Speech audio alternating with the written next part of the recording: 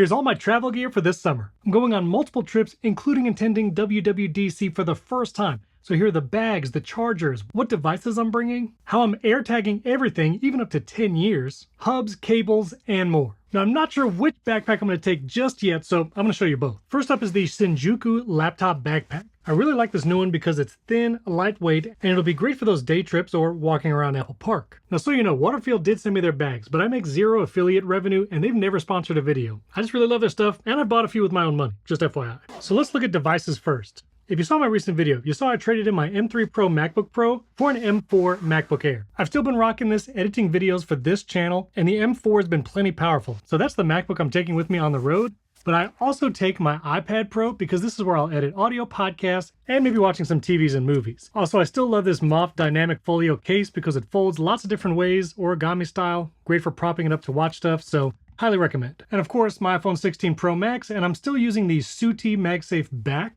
It's not a full case, and I might bring a full case for my travel days like the Apple Silicone one, but I really like the SUTI back. Also, I still use this CaxGick since discontinued AirTag MagSafe wallet. I'll put a few alternatives to this and everything you're seeing in the video in the description, but I still love that thing. Now, in addition to the MacBook and iPad sleeves, you got a pocket here, and of course, bringing my AirPods Pro 2.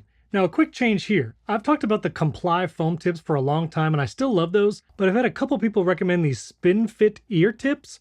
They do stay in my ears better than the Apple Silicone, but I'm going to try them on the road and I'll let you know how they do. Of course, we got many USB-C cables. I like these Baseus ones. They're braided with an Ondar cord taco. And for my MacBook Air, the Anker, I think it's an 8-in-1 with SD card slot, HDMI, a couple USB-C ports. So I use this with my MacBook Air whenever I need. And also, if I need to charge my MacBook Air on the go, I really do like this Belkin massive power bank. It's a 27,000 milliamp hour, has 60-watt charging, so it can charge my MacBook Air pretty fast. I can almost get from 0 to 100 on the MacBook Air, so this one's great to use when you're on the go. Now, I'm going to mention several Anker accessories in this video. None of those are sponsored, but this one is. This is Anker's new Thunderbolt 5 dock. I'm almost tempted to bring this on the road with me because it is a powerful all-in-one dock. Would work great with my MacBook Air or the new MacBook Pros, but you have a 2.5 gigabit Ethernet port on it, HDMI or display port out, multiple 10 gigabit per second USB-A ports, of course Thunderbolt 5 ports on the back, headphone jack on the front, more USB-C ports on the front, and an SD card reader on the side. Honestly, if you were looking at a Mac Mini with an M4 Pro in it, this would be the perfect companion because the Mac Mini doesn't have an SD card reader, but this one does, plus you get a ton more ports. You also get up to 140 watt charging, so if you're going to use this with an M4 Max MacBook Pro, you're still going to be able to fast charge that machine using this Anker 14-in-1 dock. This also supports up to 8K displays, and on the front, you still get 45 watt charging. So if you want to charge your iPad, iPhone, or other devices, those front USB-C ports, plus the headphone jack, which is nice if you're recording podcasts, and everything on the back, this thing is the ultimate docking station. I'll put a link and a discount code down in the video description, but if you use a Mac Mini or you want to be able to dock your MacBook Air or MacBook Pro, this is the dock to get.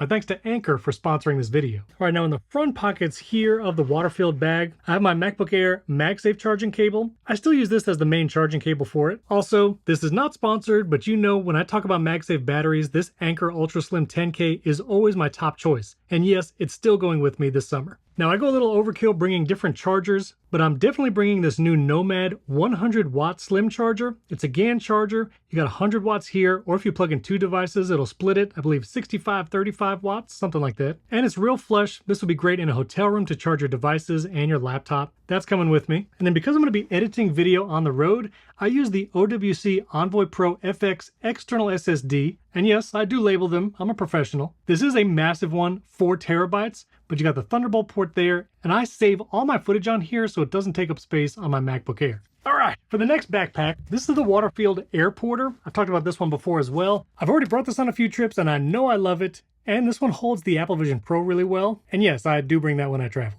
I love the top pocket in this backpack as well. Great for placing those chargers where you need fast access. And not only do you get like the top pocket, but there's also a second pocket here in the top. And there I have my TwelveSouth PlugBug. This one actually has built-in Find My. Is it overkill to bring both this and the Nomad?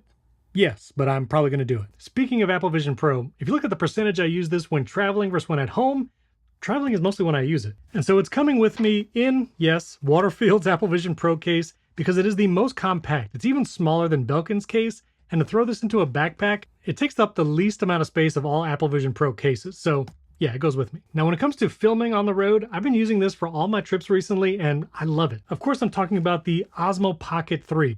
I love this thing. Got the extended battery, the tripod, got some ND filters here. Also, this case, which is a third-party case, is perfect for fitting all of that. Link to this obviously below with everything else. And of course, the perfect pairing for that is the DJI Mic 2s. These pair seamlessly, plus they record locally on the microphone.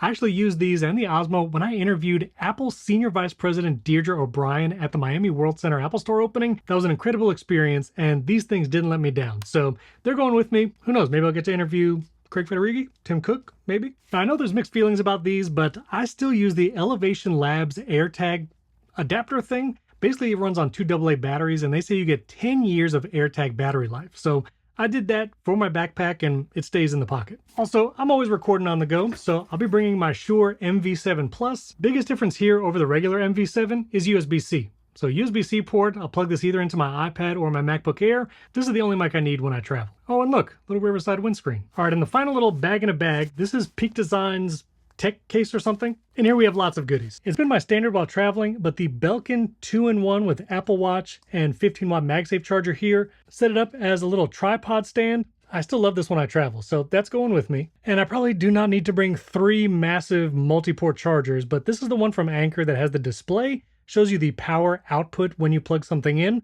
This one is a MagTame USB-C cable, which actually has like built-in magnets to keep it coiled up. Fun little cable there. And yes, more USB-C cables on this side. And importantly, I finally bought a USB-C to HDMI cable just to keep in my travel bag. So if I want to watch something on the hotel TV, I can just plug in my iPad and I don't have to try an AirPlay or try and use the hotel system. So that's everything in my travel bag for this summer. Affiliate links to everything I talked about down in the video description. And be sure to subscribe because I'm reporting live from WWDC for the first time. I got an in-person invite. I'm scheduled to record multiple podcasts. I imagine I'm gonna do a vlog of Apple Park. So stay tuned, that's all coming. Hit that like button if you haven't. Any questions or travel recommendations for future accessories, let me know in the comments. And I'll put 2 videos right up here that YouTube thinks you'll really enjoy.